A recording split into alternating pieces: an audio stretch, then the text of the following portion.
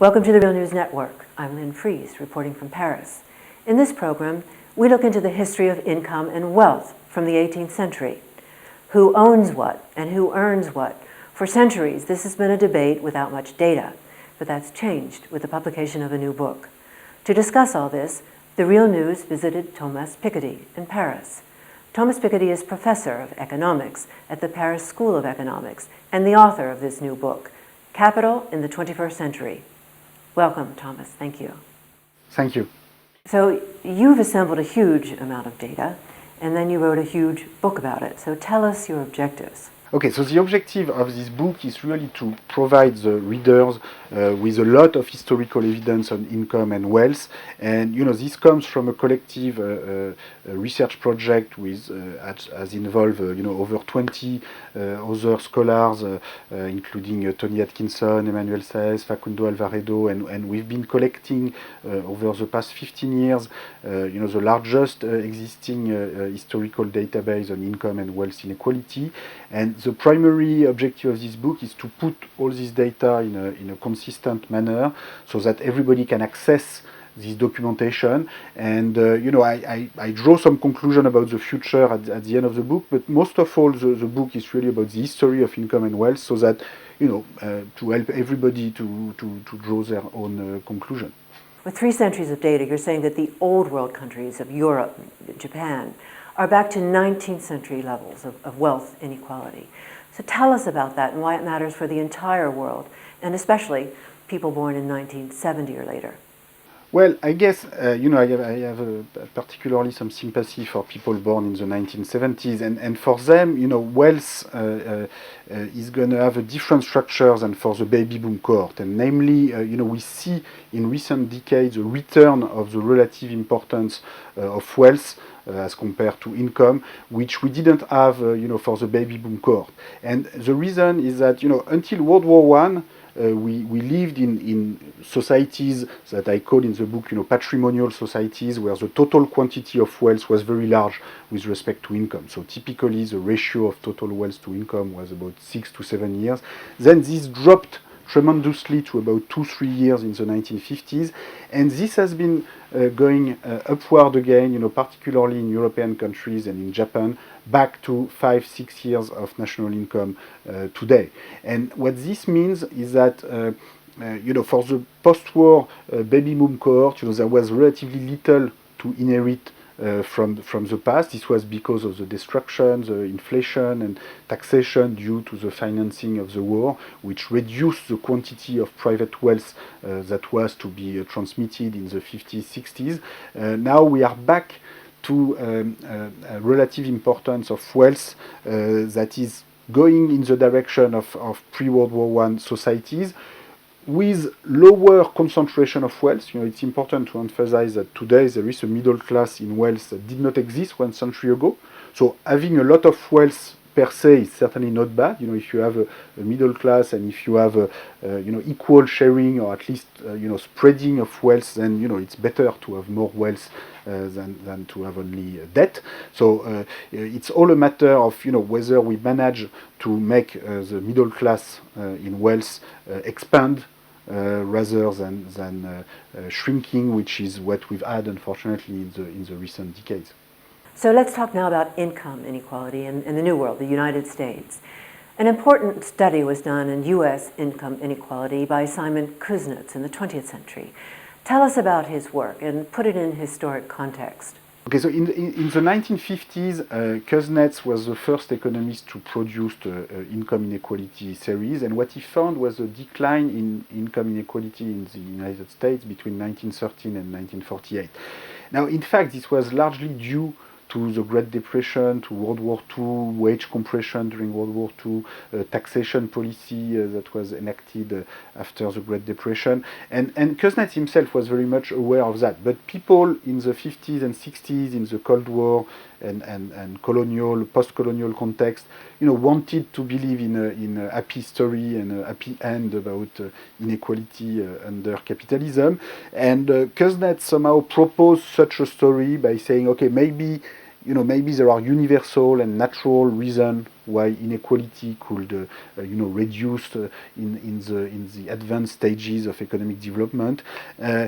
Himself was not really convinced about it, and indeed what we've seen since then is a return of very large inequality of income in the United States. And I guess what's new in this book is that we are able to extend the work of Kuznets to many more countries and to much longer time period, and this allows us to realize that this optimistic belief in the Kuznets curve in the 1950s, 60s, 70s was really due to in fact, to very special circumstances.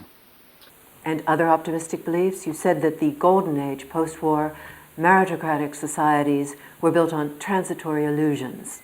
Tell us about that. Well, I think in the 50s, 60s, 70s, we sort of invented a number of fairy tales or nice stories as to why the world is now different. Inequality has nothing to do with 19th century inequality.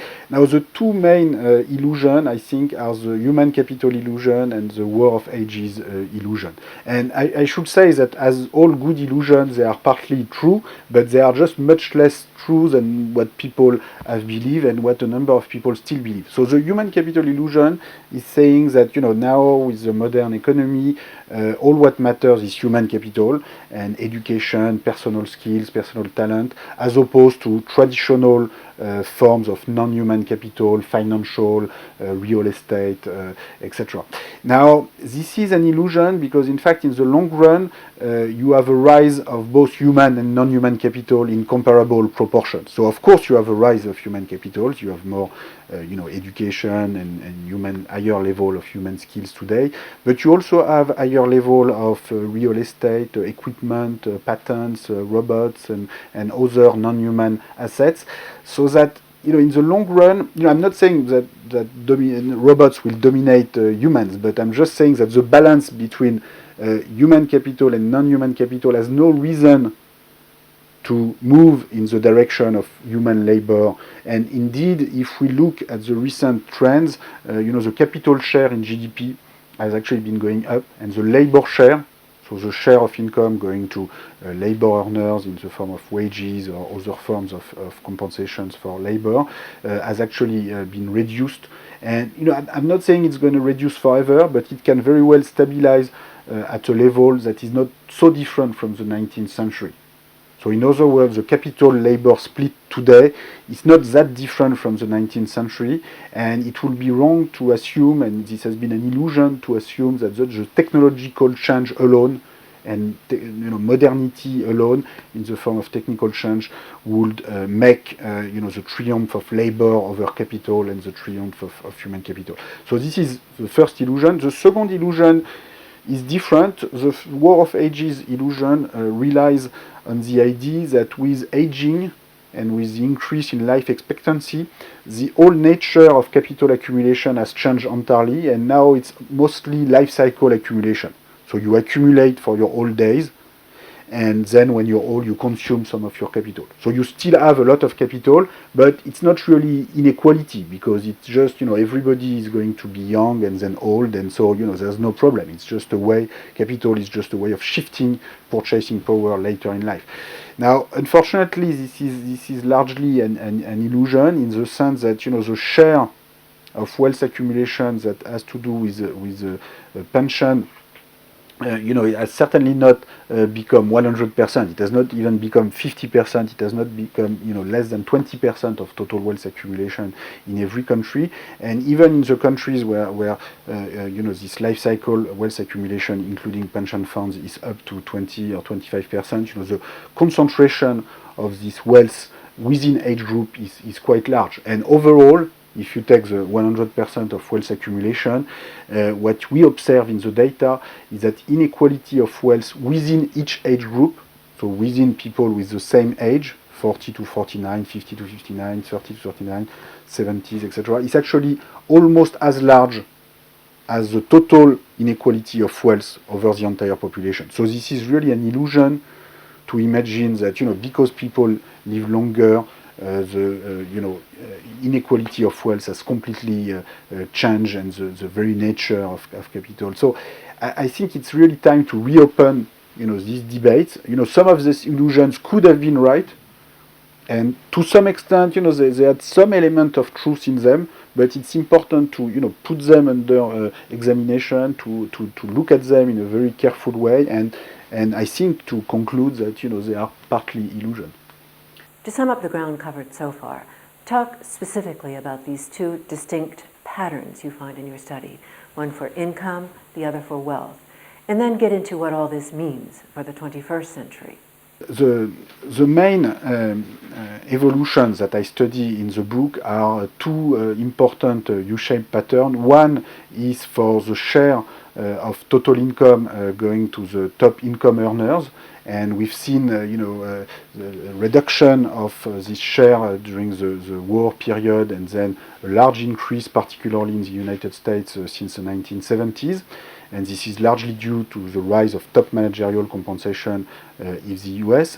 Now, the other U-shaped pattern, which in my view is even more important in the long run, is the evolution of the total quantity of wealth with respect to income. And what we've seen, particularly in European countries and in Japan, is that the total quantity of wealth was very large up until World War I, around 6-7 years of income. It dropped to 2-3 years of income in the 1950s, and then it has been increasing since then, and it is now back to levels that are almost as large as prior to World War I, which is not necessarily bad in itself if people have equal share in this large stock of wealth. Now, the problem is that in practice, the inequality of wealth tends to be much larger than the inequality of labor income. So this return of wealth also implies, to some extent, a return of inequality. But we can do better. We can try to have, of course, still this large quantity of wealth, but with a more equal distribution and higher wealth mobility and higher access to wealth for people who start with low income. Before getting into how we can do better, talk about what would be reasonable to expect if instead capitalism were just left to itself. Of these two patterns, you say that even if we get income inequality, get wage inequality under control, what most concerns you is wealth inequality. If we don't get that under control, we're headed to levels of like in the 19th century or worse. So talk to us about the dynamics of the future accumulation of wealth and what's behind it, what's pushing us in that direction. I think the main force that can push in the long run toward very high concentration of wealth is the tendency for the rate of return to capital to be higher than the growth rate, which I note R bigger than G in my book, and which, until the 19th century and until World War I, this was pretty obvious to everybody that R was bigger than G. People will not formulate it this way, but in fact, this was obvious because the growth rate was very small. Certainly in agrarian societies, the growth rate was close to 0%. Then with the Industrial Revolution, it increased up to 1.5%, but with a rate of return to capital of at least 4 to 5%, and sometimes even more for more risky assets, then the gap between the rate of return and the growth rate was very large indeed up until World War I. And what historical investigation suggests is that this was the primary explanation for the very large concentration of wealth. And so in spite of the fact that there's been a complete change in the nature of wealth between the 18th century and 1910, in 1910, land does not really matter anymore. It's only in Downton Abbey that you have a lot of land, but in the real world, land was less than 5% of national wealth in the UK or in France in 1910. But the concentration of wealth, although wealth took new forms, financial assets, international investment, industrial capital, real estate, the concentration of this wealth was as large or even a bit larger than the concentration of land in the 18th century. And the primary explanation for this, according to my investigation, is this tendency of rate of return to be bigger than the growth rate. And there is a serious possibility that we'll be back with this tendency in the future, primarily because the growth rate in the future, in particular the population growth rate, is apparently going to decline, according to demographic projections, and also the productivity growth rate, which was very large in the post-war period, 50s, 60s, 70s, as some countries were catching up from the war destruction, and the growth rate that were 4-5%, in Europe, in Japan during that time, are now for the past 30 years they have been down to 1.5% in productivity growth terms, and it could well be that this is the kind of growth rate that we have in the future, in which case the rate of return to capital, especially given international competition and increased bargaining power for capital owners, the gap between the rate of return to capital and the growth rate will be high again in the future. And during the 20th century, there were a number of unusual circumstances that changed entirely this equilibrium between R and G. A big decline in R, in the rate of return, due to the destruction, inflation, taxation, a big increase in G, the growth rate in the post-war period because of the recovery, and also because of the large population growth. It's important to have in mind that half of total GDP growth during the 20th century was actually the growth of population, and this apparently is now over. So, I'm not saying I am able to predict the future value of growth rate and rates of return. There are many different processes, social, demographic, economic, political, financial, that are going on.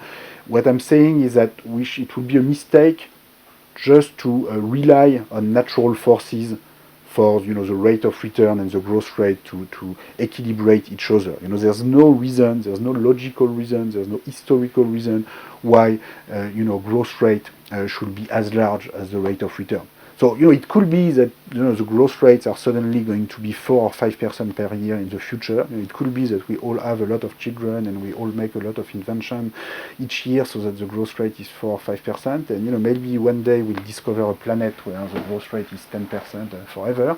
But I think it would be a mistake to bet on that. And I think we should have another plan. In case this incredible coincidence with a growth rate as large as the rate of return happens, in case this does not happen, and in case the growth rate is closer to 1 to 2% in the long run, then we should have another plan, and we should try to set up institutions, fiscal institutions, educational institutions that allow us to spread the wealth, and that allow us to have a balanced distribution of income and wealth in the long run.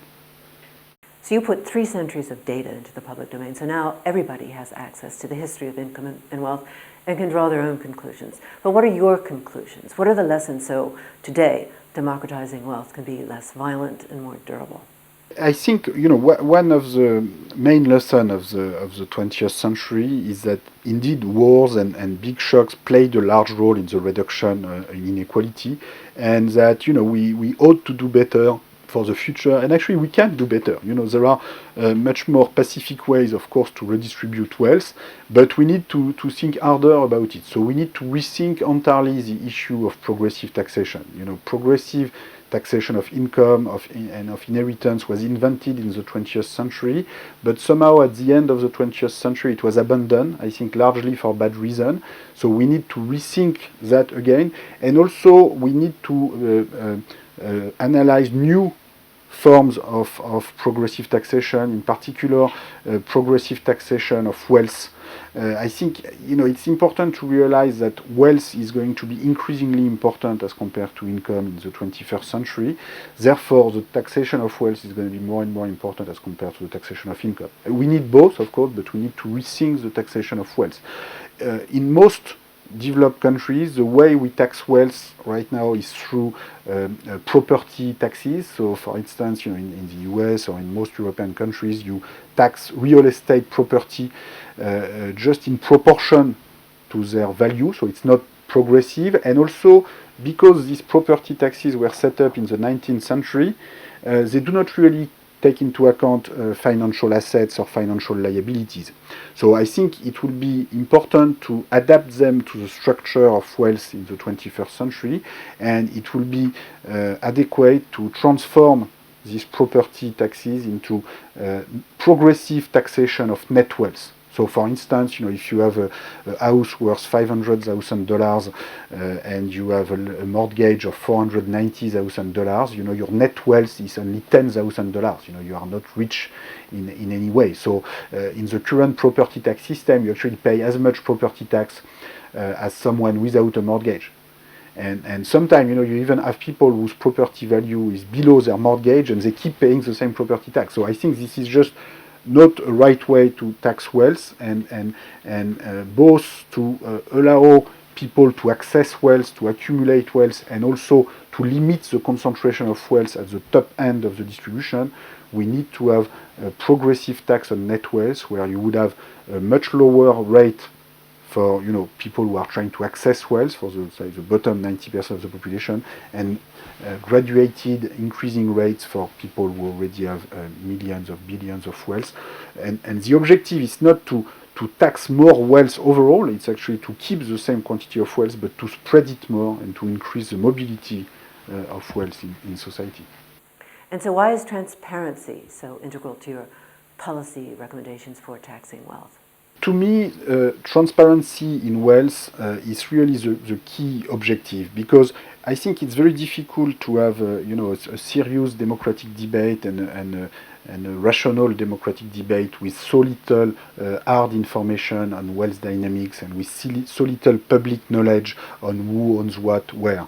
And I think, to me, the primary objective of taxation is actually to produce more transparency. And it's important to realize that historically, taxation has always been more than taxation. It's also a way to produce legal categories, to produce democratic accountability. So, for instance, when there was no corporate income tax, there was no corporate account. You could not even know what the profits of a company were.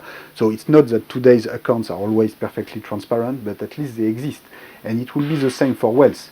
I think in order to have a proper wealth tax, we will need more serious fight against tax haven, more automatic transmission of information from banks to each country's government, so that we know who owns what where. We will need to go toward a global registry of financial assets, so that we have a much better knowledge of cross-border assets than we have now. And then, we'll see, with this transparency, our democratic institution will be better able to decide, which tax rate should be adopted. And, I don't pretend that I have, a perfect mathematical formula to choose the tax rate. I'm just saying, if the top of the wealth distribution is rising 3 times as fast as the size of the economy, which is what the data we have on wealth tends to indicate. So, for instance, all the Forbes ranking data suggests that the top of the wealth distribution is rising at 6-7% per year, not only in the US but also in Europe and also at the world level, whereas average wealth at the world level is rising only at 2% per year.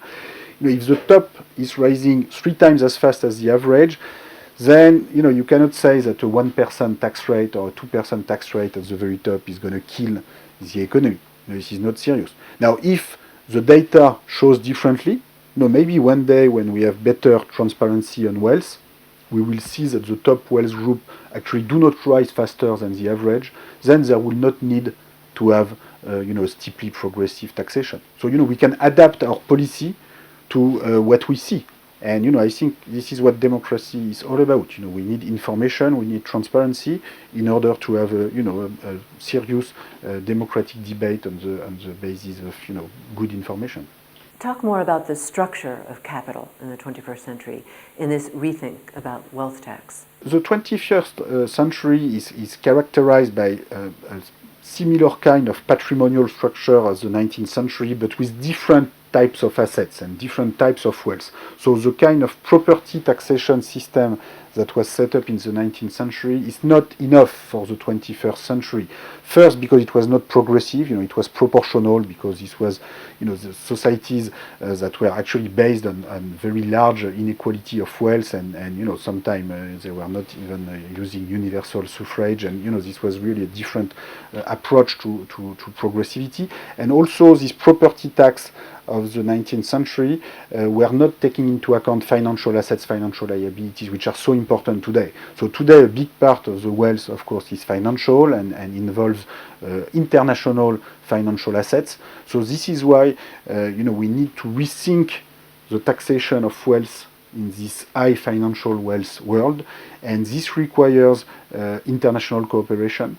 Now, the US is 1/4 of world GDP, the European Union is another quarter of world GDP, China will soon be about almost 1/4 of world GDP, and each of these area has problems with rising concentration of wealth. So far, China or Russia, for that matter, are sort of treating their wealthy oligarchs on a case-by-case basis, which I think they are starting to realize, particularly in China, that they ought to do it in a better way, and that property taxation of wealth, is already being seriously debated in China, and it could be that they make progress faster than Europe or the United States. We will see, but all the areas of the world will have to try to adapt their view of taxation and their consideration for wealth tax to a world of very high wealth to income ratio and very large cross-border assets and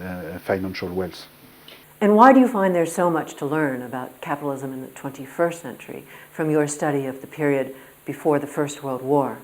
There's a lot to learn from the study of 1900, 1910, not because we are going to go for another World War I, but because this was a time where you had, at the same time, a lot of innovation going on, and at the same time, a lot of inequality, very high concentration of wealth. And, it's important to realize that the two can go together, because even when you have a lot of innovation, the growth rate is not sufficiently large to compensate for the rate of return and to undo this very large concentration of wealth.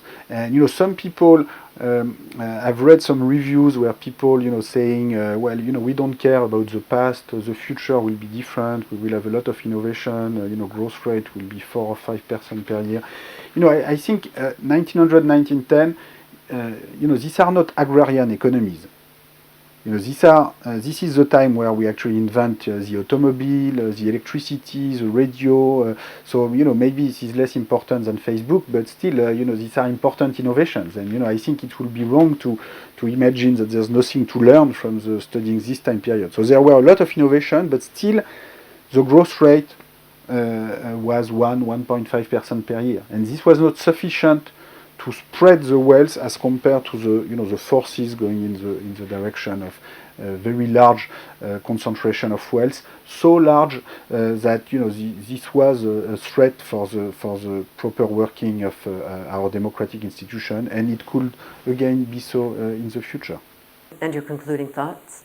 The concluding thought of my story is that technological rationality does not lead to democratic rationality. So the market and private property should be the slave of democracy rather than the opposite. So we want to use the market system, the price system, the private property system, so as to make sure that everybody will benefit from prosperity, will benefit from income and wealth. But for this to happen, we need very strong democratic institution, very strong fiscal institution, very strong and inclusive education system. That's not going to happen just by relying on technological forces and market forces. So we really, the lessons of history are very important for that. For a long time, the agenda was set by a number of people arguing that all we need is market competition, or the book by Milton Friedman in the 1960s argued that all what we need basically is a good Federal Reserve. We don't need a welfare state, we don't need progressive taxation. With a good Federal Reserve, that's enough. I think to a large extent we still live in this legacy today. We still believe that since 2008 basically that creative monetary policy and a good action by central bank is going to be enough. That's not going to be enough. We need a good central bank, we need a good Federal Reserve, but that's not enough. We also need progressive taxation, we also need welfare state, we need education, we need new forms of progressive taxation. I think we've been asking too much to creative monetary policy in the past 5 years. That's not going to solve all of our problems, and sometimes this is creating bubbles, this is creating, huge profits for certain people and huge loss for others. And, taxation is more complicated than money creation, because you need a parliament to vote for the tax base, you need to enforce the tax law. That's more complicated, but at least we know who pays what. Whereas when you create billions of dollars or billions of euros every day, sometimes you don't know what you're doing with them. And, we need to rethink these institutions and what they have brought us in the past and what we need for the future in a new light. Thomas Piketty, thank you. Thank you so much. And thank you for joining us on the Real News Network.